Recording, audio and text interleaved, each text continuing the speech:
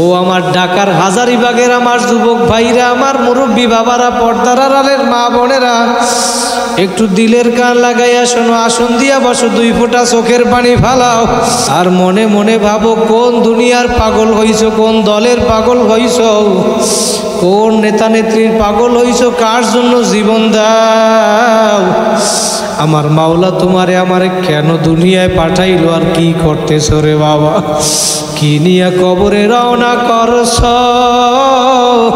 বিকাশ মিলাইয়া তারপর কবরে যাইয়া শুইও বাবা। কবরে কিন্তু কোনো পরিচয় চলবে না, দলের পরিচয় চলবে না, নেতা নেত্রীর পরিচয় চলবে না। কারণ আল্লাহর নবী তার মেয়ে ফাতেমাকে, কলিজার টুকরা মেয়ে ফাতেমা, আল্লাহ নবী তার মেয়ে ফাতেমাকে নসিহত করছিল, ইয়া ফাতেমা তো আনকিদি নফসাকে মিনান নার। ও ফাতেমা, কবরে গিয়ে আমি পয়গাম্বরের পরিচয় দিয়া নাজাত পাইবা না, নিজের আমল নিজে করিয়া যাও। আল্লাহর নবী যদি তার মেয়ে ফাতেমাকে নসিহত করতে পারে, ও আমার পর্দার আড়ালের মা বোনেরা, তুমি কার পাগল হইছো, কার জন্য বেপর্দায় চলো, কার জন্য বেনামাজি হও? সৌন্দর্য আমার মাওলার দেওয়া, কাকে দেখাও? আমার মাওলার দেওয়া সৌন্দর্য বেপর্দায় হইয়া তুমি কাকে দেখাও? তুমি যদি এখন দুনিয়া থেকে বিদায় হও, তোমার স্বামী আর একজন স্ত্রী নিয়ে আনন্দ ফুর্তি করবে। ও যুবক, তুমি যদি এখন বিদায় হও, তোমার স্ত্রী কয়েকদিন পরে আর একজন স্বামী নিয়ে আনন্দ ফুর্তি করবে, তোমার কিন্তু আর খোঁজ নিবে না। এই জন্য বাবা, দুনিয়ায় কিন্তু কেউ আপন না, আপন না। দুনিয়ায় চিরজীবন থাকার জায়গা না, দুনিয়ায় চিরজীবন কেউ থাকতেও পারবে না। আমার নবীও কিন্তু চিরজীবন দুনিয়ায় থাকতে পারে নাই। যদি চিরজীবন দুনিয়ায় কেউ থাকতো, আল্লাহু আকবার, কিতাবে আসছে মা মাতা মুহাম্মদ, তাহলে আমার নবী চিরজীবন দুনিয়ায় থাকতো।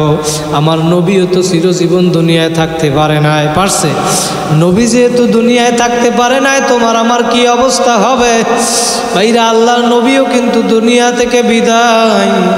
আল্লাহর নবী যদি তার মেয়ে ফাতেমাকে নসিহত করতে পারে, আল্লাহু আকবার, আল্লাহ নবীর ইন্তেকালের সময় মালাকুল মউত আইসা আল্লাহ নবীর ঘরের দরজায় যখন আঘাত করলো, মালাকুল মউত ঘরের দরজায় আঘাত করার পর, আল্লাহু আকবার, আল্লাহু আকবার, আজরাইল আলাইহিস সালাতু ওয়াস সালাম ঘরের দরজা আঘাত করার পর ভিতর থেকে ফাতেমা বলে, ঘরের দরজার বাহিরে কে আমার কাছে বলো, আমার বাবা বুকের ব্যথায় অসুস্থ, তোমার কি প্রয়োজন আমার কাছে বলো। 2-3 বার নিষেধ করার পরেও মালাকুল মউত শোনে না। আজরাইল ডাক দিয়ে বলে, ফাতেমা, তোমার কাছে বললে হবে না, আমারে নবীর সাথে সাক্ষাৎ করতে দাও। আল্লাহ নবীকে ফাতেমা যাইয়া বলে, আব্বা জান, দরজার বাহিরে কে আসছে? এত বড় কার সাহস? আমি 2-3 বার নিষেধ করার পরেও সে শোনে না, সে নাকি আপনার সাথে দেখা করবে। আমার নবী ডাক দিয়া বলে, ফাতেমা, দরজার বাহিরে দিয়ে আসছে দুনিয়ার আর কেউ না, কেউ না। দরজার বাহিরে যে আসছে মালাকুল মউত আজরাইল। আল্লাহর নবীর এই কথা শুই না ফাতেমা কান্দে। ফাতেমা বলে, আব্বা জান, মালাকুল মউত কাকে নেওয়ার জন্য আসছে, আপনারে নাকি আমারে? আল্লাহর নবী বলে, ফাতেমা, আমারে নেওয়ার জন্য আসছে। আল্লাহর নবীর এই কথা শুই না ফাতেমা আরো কান্দে, কারণ আল্লাহর নবী বলছে, মেয়েরা বাবারে বেশি ভালোবাসে, আর বাবারাও মেয়েরে বেশি ভালোবাসে। আল্লাহু আকবার, যার মেয়ে আছে সে জানে। আল্লাহর নবী বলে, ফাতেমা কান্দিও না, টেনশন করিও না, 6 মাস পরে তোমার আমার সাক্ষাৎ হবে। ফাতেমার আর বুঝতে বাকি নাই, 6 মাস পরে আমিও দুনিয়া থেকে বিদায় হইয়া যাব। ফাতেমা রাদিয়াল্লাহু তাআলা আনহা, কলিজার টুকরা নবীর মেয়ে ফাতেমা যেদিন ইন্তেকাল হবে, ওই দিন আল্লাহর নবী আইসা ফাতেমার ঘরে রাত্রবেলা স্বপ্নে দেখাইছে। ওই দিন সকালবেলা হযরত আলী রাদিয়াল্লাহু তাআলা আনহু আইসা প্রতিদিন সকালবেলা ফজরের পরে ফাতেমারে জায়নামাজে পাইতো। ওই দিন আলী আইসা আর ফাতেমারে জায়নামাজে দেখে না। আলী আইসা বলে, ফাতেমা, প্রতিদিন তোমাকে আমি ফজরের পরে আইসা জায়নামাজে পাই, আজকে তোমারে আমি কেন জায়নামাজে পাইলাম না? ফাতেমা ডাক দিয়ে বলে, আলী রে, আমার আব্বা আজকে আমারে রাত্রবেলা স্বপ্নে দেখাইছে। আমি রাত্রবেলা স্বপ্ন দেখি আমার বাবা অন্ধকারের ভিতরে আমার ঘরের ভিতরে আইসা কি যেন খোঁজ করে। আমি ডাক দিয়ে বলি, আব্বা জান, আপনি অন্ধকারের ভিতরে কি খোঁজ করেন? আল্লাহর নবী বলে, ফাতেমা, আমি তোমারে খোঁজ করি, আমি তোমাকে নেওয়ার জন্য আসছি। আল্লাহর নবী বলে, ফাতেমা রে, তুমি আজকে সাহারি করবা দুনিয়ায়, ইফতারি করবা আমার সাথে জান্নাতে। জোরে বলেন সুবহানাল্লাহ। ফাতেমা এবার আলীকে বলে, আলী, আমার আব্বাই যেই স্বপ্ন দেখাইছে আমার আর বুঝতে বাকি নাই, আমি আজকে দুনিয়া থেকে বিদায় হইয়া যাব। আলী এখন চোখের পানি ফালায় আর বলে, ফাতেমা, আমিও তো স্বপ্নের ব্যাখ্যা জানি। ফাতেমা বলে, আলী, আপনার হাসাইন হুসাইন রে একটু ডাক দেন, আমার বুকের ভিতরে মৃত্যুর যন্ত্রণা শুরু হইয়া গেছে, আপনি আমার বুকের উপরে একটু হাত রাখেন আর আপনি আমারে মাফ কইরা দিয়েন, আমি অসুস্থর সময় আপনার খেদমত করতে পারি নাই। ফাতেমার এই কথা শুই না এখন হাসাইন হোসাইন ও কলিজার টুকরা ফাতেমার মেয়ে হাসান হোসাইন এখন ফাতেমার কাছে বইসা কান্দে, আলীও কান্দে, ফাতেমাও কান্দে। ফাতেমার মৃত্যুর যন্ত্রণা শুরু হয়ে গেছে। ডাক দিয়ে বলে, আলী, আমি আপনারে কিছু ওসিয়াত করব। আমার ইন্তেকালের পর আমার হাসাইন হুসাইনের নানাও নাই, আমি মাও দুনিয়া থেকে বিদায় হইয়া যাব, কিন্তু আপনাকে আমি ওসিয়াত কইরা গেলাম, আমি ইন্তেকালের পর আপনি দ্বিতীয় বিবাহ করবেন, কোনো সমস্যা নাই, কিন্তু আমার ওসিয়ত, আপনি সপ্তাহে 7 দিন, শনিবার, রবিবার, সোমবার, মঙ্গলবার, বুধবার, বৃহস্পতিবার, শুক্রবার, এই 7 দিনের ভিতরে 6 দিন আপনি নতুন বিবির সাথে ঘুমাবেন, আর শুক্রবার দিন আমার হাসাইন হুসাইনের কোলের মধ্যে লইয়া হাসাইন হুসাইনের সাথে শুক্রবার আপনি ঘুমাবেন, কারণ হাসাইন হুসাইনের মাও নাই, নানাও নাই। হাসাইন হুসাইন যদি আপনারেও না পায়, এই জন্য আপনি যদি শুক্রবার ওদের কাছে থাকেন, ওরা বুঝবে আমার বাবা আছে।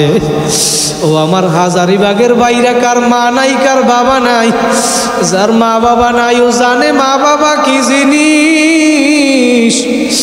আল্লাহু আকবার। কয়েকদিন আগে আমাদের বরিশালের শামীম ভাই বলতেছিল, হুজুর, আমার বড় বোন দুনিয়া থেকে বিদায় হইয়া গেছে। বলে, আমার বড় বোন একটা ছোট বাচ্চা রাইখা গেছে, ওই বাচ্চাটা রাত্রবেলা ওর খালাম্মার কাছে ঘুমায়, কিন্তু রাত্রবেলা ঘুমের ভিতরে চিল্লাইয়া মা মা কইরা ডাক দেয় আর বলে, খালাম্মা, আমার মায়ে কই, আমার আম্মা কোথায়? যার মা বাবা নাই সে জানে মা বাবা কি জিনিস। আল্লাহু আকবার। যেই মা বাবার উসিলায় দুনিয়ায় আসছো সন্তান, তোমার মা বাবা কবরে বইসা তোমার দিকে তাকাইয়া রইছে, কার পাগল হইছো, কার জন্য জীবন দাও, কার জন্য গুনাহ করো রে বাবা। শামীম ভাই বলতেছে, হুজুর, ও তো ছোট মানুষ, বোঝে না, ওরে একটা আমি নতুন জামা কিনিয়া দিলাম, ও এখন জামাটা পাইয়া আনন্দে বলতে আছে, মামা, আমি এই জামাটা গায়ে দিয়া প্রথমে আমার মাকে আমি দেখাবো। শামীম ভাই আমারে বলে, হুজুর, ওর জামাটা ওরে গায়ে দেওয়াইয়া ওর মায়ের কবরের পাশে ওরে নিয়ে গেলাম, নতুন জামাটা গায়ে দিয়া কোনো ওর মায়ের কবরের পাশে ঘরে, মায়ের কবরের পাশে ঘরে আর ডাক দিয়া বলে, মা, তাকাইয়া দেখো, আমি নতুন জামা গায়ে দিছি, তুমি একটু তাকাইয়া দেখো। শামীম ভাই বলতে আছে, হুজুর, ওর কান্না দেখে আমারও তো বোন, আমারও চোখে পানি চইলা আসছে। আল্লাহু আকবার। ভাইরা, যার মা বাবা নাই সে জানে মা বাবা কি জিনিস। ও ভাইরা, 2 ফোঁটা চোখের পানি ফালা, ভাইরা আজকের এই ময়দানে যদি 2 ফোঁটা চোখের পানি ফেলাই আমার মাওলারে ডাকতে পারো, তুমি জীবনে যত গুনাহ করছো আমার মাওলার দরবার কিন্তু নৈরাশ হওয়ার দরবার না। আমার মাওলা তো দয়ার মাওলা, আমার মাওলা চায় বান্দা বান্দি তুই গুনাহ নিয়ে আমার কাছে আসবি। আমার মাওলা এটা চায় না, আমার মাওলায় চায় তুমি তওবা করিয়া গুনাহ ছাড়া নেকি নিয়ে আমার মাওলার কাছে যাবা। এই জন্য আমার মাওলা তোমার আমার জন্য রমজান মাস দান করলো। 11 মাস যত তুমি আমল নামায় গুনাহ গুনাহ গুনাহ, 11 মাস যত গুনাহ করছো আমার মাওলা ডাক দিয়ে বলে বান্দা বান্দি রে, সামনে রমজান মাস আসছে, এই রমজান মাসে যদি রোজা রাখতে পারো, নামাজ পড়তে পারো, তুই 11 মাসে যত গুনাহ করছো রমজান মাসে তুই ইবাদত করতে দেরি, আমি মাওলা তোর পিছনের গুনাহ খাতাগুলি মাফ করতে দেরি করব না। জোরে বলেন সুবহানাল্লাহ।